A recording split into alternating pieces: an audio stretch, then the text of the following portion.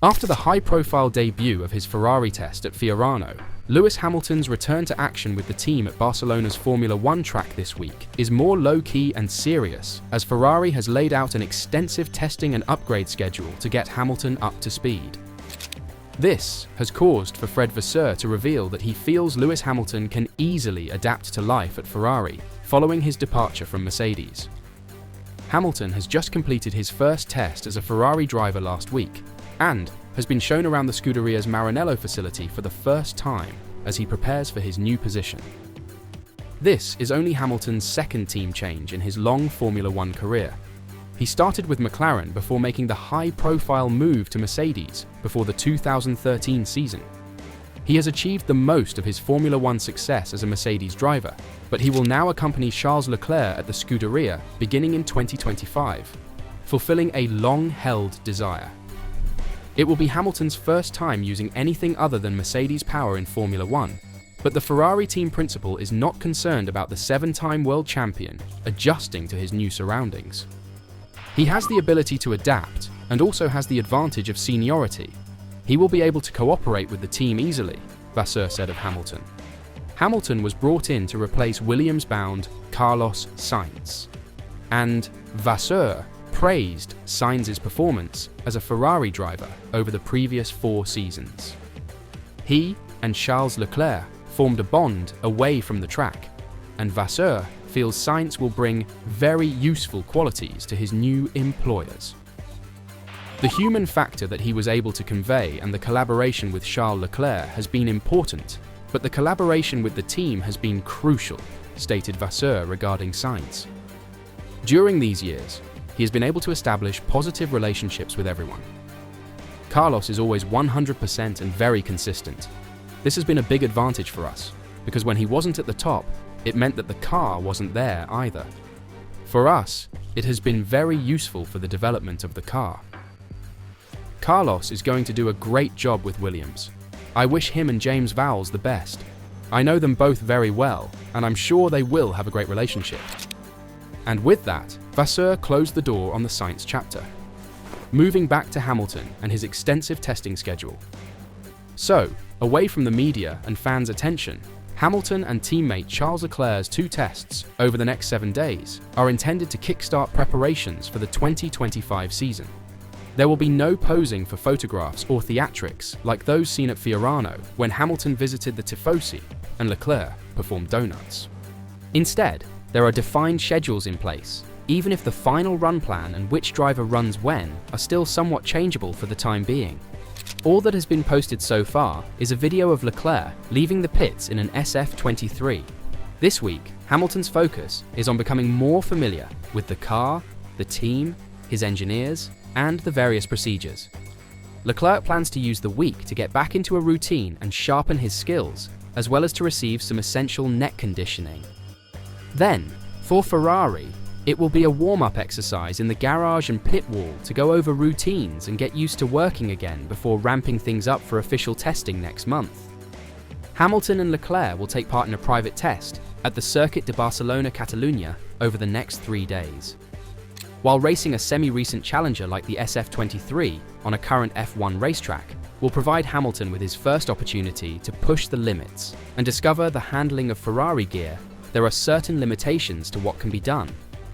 The mileage limit is the most important element that Ferrari must be aware of when operating in the testing previous cars TPC category. As part of the new restrictions imposed in response to Max Verstappen's Imola test in a 2022 Red Bull prior of last year's Spanish Grand Prix, existing race drivers' TPC mileage has been limited. Teams are limited to 20 days of TPC running per year, with only 1 car available for each excursion. The use of race drivers for TPC racing, on the other hand, is subject to far stricter regulations.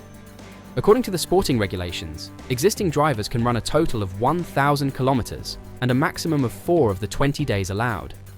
So, after using one of its TPC days with Hamilton and Leclerc in Fiorano last week, if Ferrari uses 3 more days with the SF-25 in Barcelona with its current race drivers, it will have reached the maximum number of days allowed.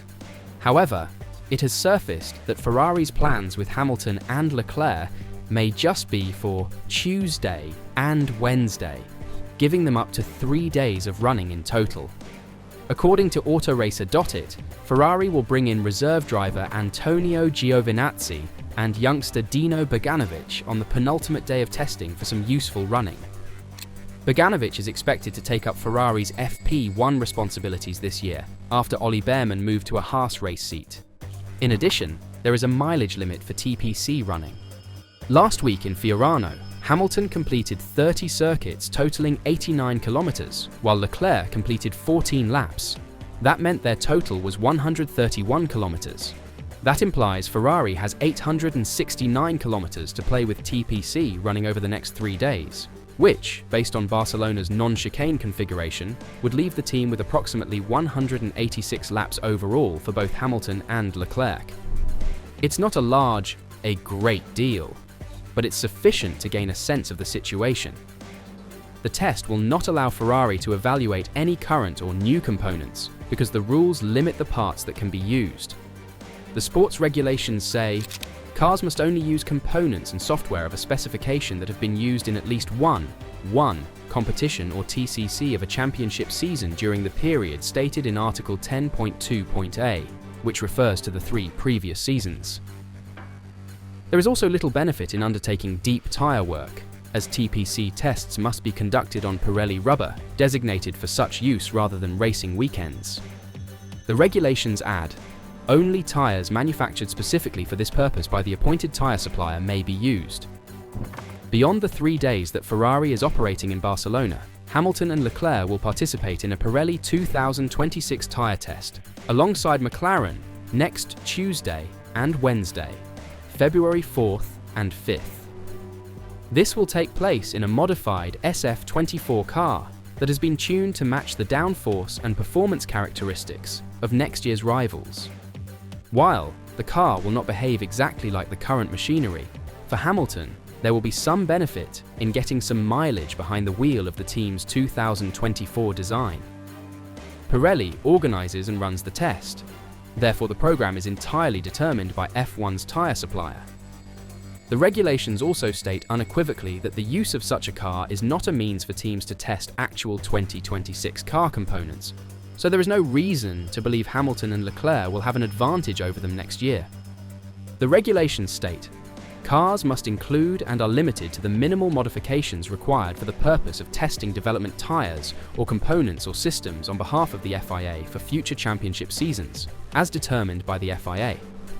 No test parts, test software or component changes will be permitted which give any sort of information to the competitor that is unrelated to the mule car test unless specifically requested by the FIA. However, we all know that F1 teams like to bend the rules, so who knows what they'll take away from this. One thing is certain, they'll be one of the first to drive the new tyres, which could result in them having a great advantage. What do you think? Will Hamilton be able to reach the top step of the podium during 2025's first race in Australia? And will this be because of the extensive testing schedule he has been given by Ferrari? Let me know your thoughts in the comments down below.